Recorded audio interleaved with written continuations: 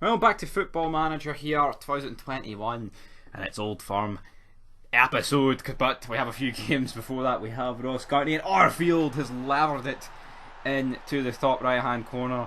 Like, we've had not a bad season, but yet we're still like 4 points behind Celtic, which is worrying. Penalty awarded though. Stewart's pushed Goldson, and Captain Tav will be stepping up to the plate here. He'll be looking to bury this one into the back of the net.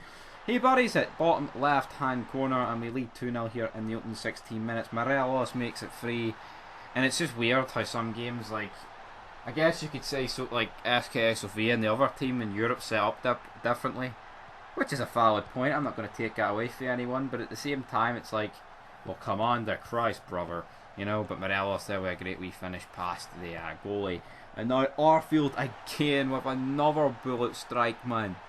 It's mad how they can have a game like this where like every shot they hit goes in, and then 0-0 City half the time. But we're 25 minutes in, and the points are wrapped up, man. So we'll take it every single day of the week. But Balogun has whipped the ball forward, and it's Morelos to get his third goal of the season.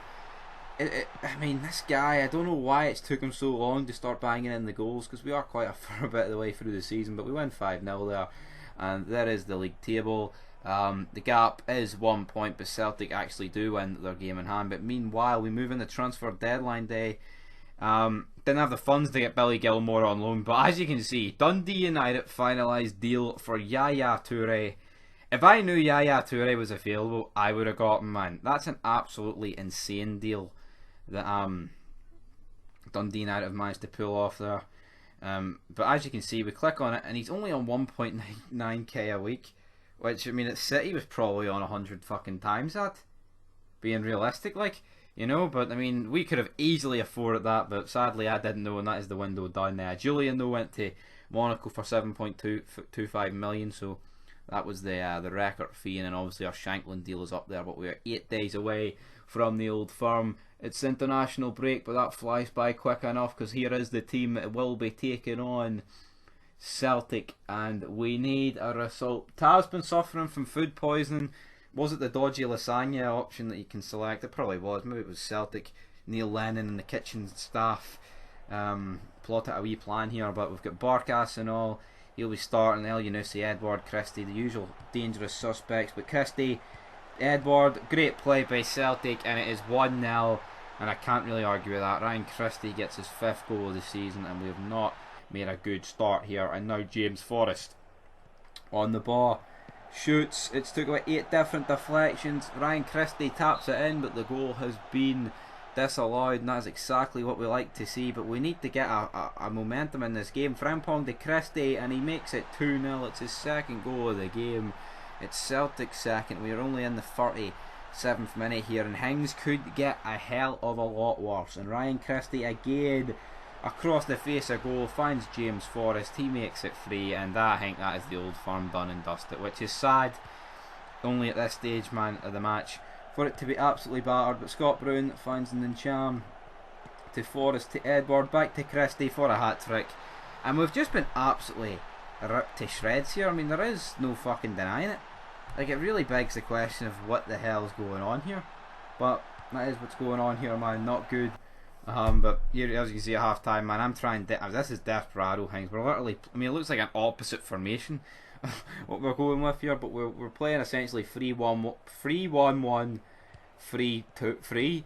Absolutely insane. Duffy through the back of Morelos, and he receives his 2nd yellow. He's been sent off, so hopefully this can gain us some momentum in the match. Shankland whips it in, and it's Hadji, and he's still, oh, I don't even know who that was. I don't even think it was Hadji, but I mean, whoever it was, Etten, whoever it was, man, needs to be scoring it if we're ever going to mount a comeback in this game. And sadly, we couldn't. I mean, yes, they had way more shots, but I mean, well, I'll say way more. I mean, it was 17-10. It was hardly fucking brutal, but our unbeaten run comes to an abrupt end in the league. Absolute pish, guys.